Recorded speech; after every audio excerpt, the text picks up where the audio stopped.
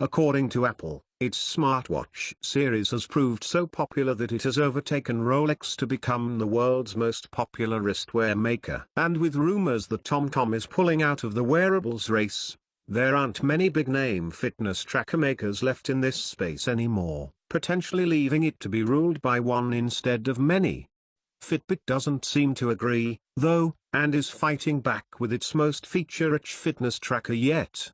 The Ionic. With built-in GPS and a dedicated swim function, it delivers features that its predecessor, the Blaze, couldn't muster. All while looking a darn sight sexier, too. We've lived with the Ionic for a few weeks, putting it through its paces during various workouts, both in the gym and at the beach, and here's why. Despite its Apple-sized £299 price tag, we don't think Fitbit is fighting a losing battle. As looks go, the Ionic is not a million miles away from the firm's last flagship smartwatch, the Blaze. With its square clock face and minimal, clean design, it's rather understated in visual terms. Fitbit uses a manufacturing technique called nanomolding technology, which fuses plastic and aerospace-grade aluminium together, for a lighter design. Flipping the watch over reveals a smooth concave design, which makes it appear slimmer when worn on the wrist than it otherwise appears. It also means the watch curves slightly to hug your wrist, so no matter what you're doing, you pretty much forget it's even there. The Ionic is one of the most comfortable smartwatches Fitbit has made. It's also on the rear you'll find the prominent heart rate sensor, which is always on, as you'll be able to tell by its incessant flashing green light. You cannot choose to turn this off, even when the watch is not being worn, which is a slightly irritating quirk that, if fixed, would probably help save on battery life. When fixed on the wrist, however, the heart rate sensor's flashing is hidden from view. With a tough scratch-proof Gorilla Glass-covered touchscreen, you can really get down and dirty into your workouts without worrying about damaging the display. Brightness is also high enough to see all the on-screen details, even in bright sunlight,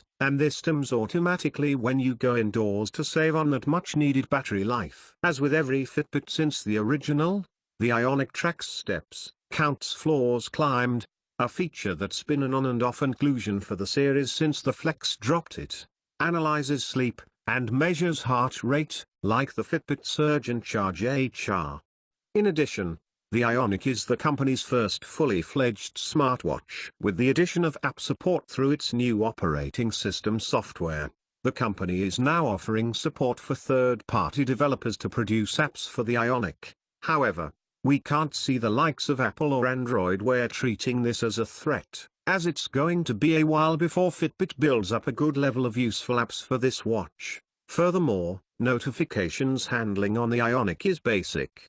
You can't respond to incoming messages, for example, only read and swipe them away. And the performance level of the watch, which sees scrolling animations stutter slowly across the screen, simply doesn't suit this type of use anyway. One of the Ionic's big features is Fitbit Pay, a platform built into the watch which means you to buy stuff without your phone or wallet, and will include major credit card companies like Amex, MasterCard and Visa, plus HSBC, Santander and Capital One banks in Europe. While this would be perfect for an emergency pit stop at the coffee shop when out on a long run, the feature still isn't up and running in the UK, so we were unable to test it.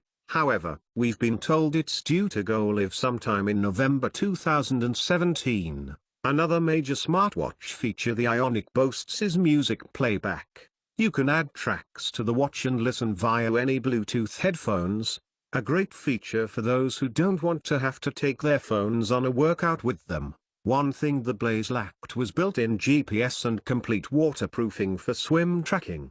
Both these features are now included on the Ionic, making it a major upgrade.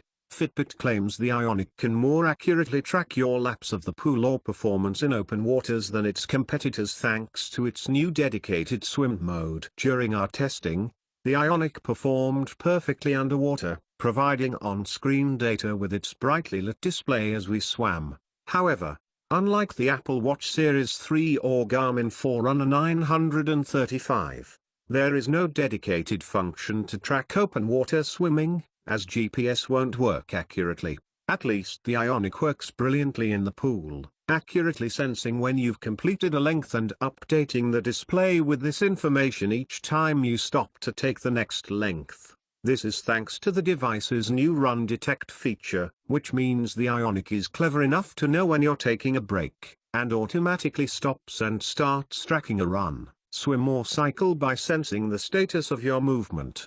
The other good news is that Run Detect doesn't come into play if you don't want. Choose a standard workout exercise from the Ionic's list before beginning circuit training, for example, and it tracks your heart rate continuously, until you tell it to stop. Speaking of which, we are big fans of the heart rate sensor, which displays the corresponding measurements on screen, whether you're exercising or not.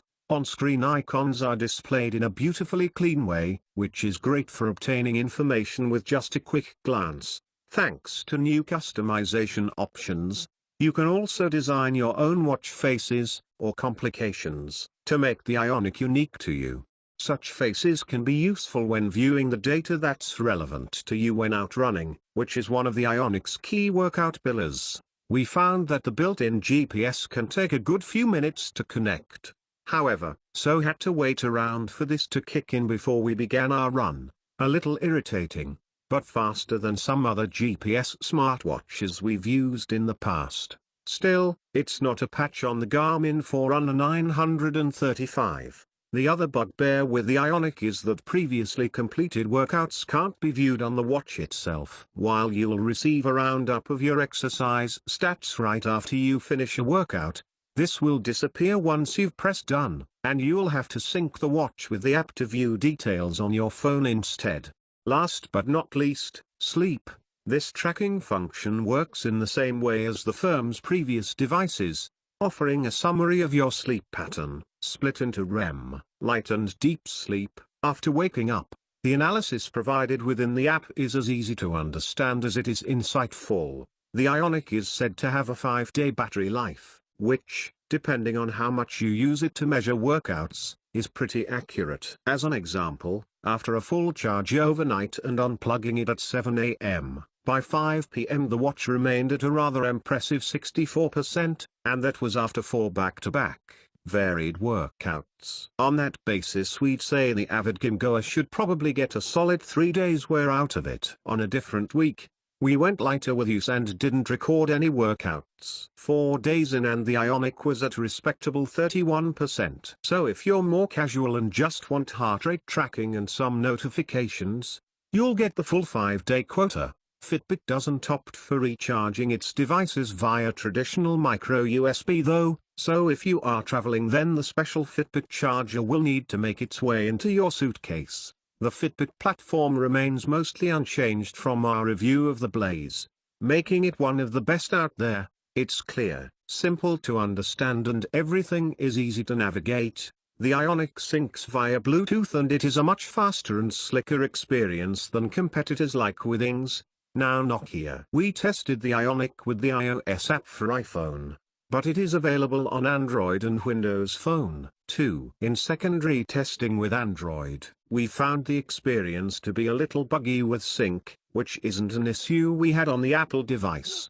There are 5 tabs within the Fitbit app: Dashboard, Account, Challenges, Guidance, Notifications, and Friends. Dashboard is the main one, which presents all the data collected for each day, from food and water intake, if entered, to the number of steps taken, in tile form, making it easy to customize the order of what you want to see. Each measured metric has a circular bar above it that moves in a clockwise direction as you get close to a set goal, meaning it's easy to see if you need to move more. Tapping on each of these metrics will also present data in more detail. The Account tab, which can be found at the top right in the app, is where you can change goals, set up another Fitbit tracker, or access other settings like adding a custom heart rate zone. There is also a link to see which compatible apps there are within Fitbit, such as MyFitnessPal, which is great for tracking diet, and settings, such as clock face, silent alarms, main goal,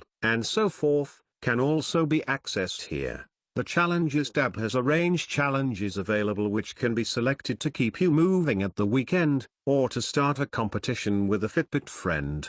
The Guidance, Notifications tab is where FitStar workouts are incorporated. Their tab also keeps a list of all your goal notifications, such as Fitbit badges. Last but not least, the Friends tab allows you to add contacts who also use Fitbit and see where they are on the leaderboard in terms of steps taken. Clicking on a name within this section will allow users to cheer, taunt or message them, as well as see which badges they have earned. It gamifies activity, which is fun, especially if you have some competitive friends. Last but not least, the Friends tab allows you to add contacts who also use Fitbit and see where they are on the leaderboard in terms of steps taken. Clicking on a name within this section will allow users to cheer, taunt or message them, as well as see which badges they have earned. It gamifies activity, which is fun, especially if you have some competitive friends.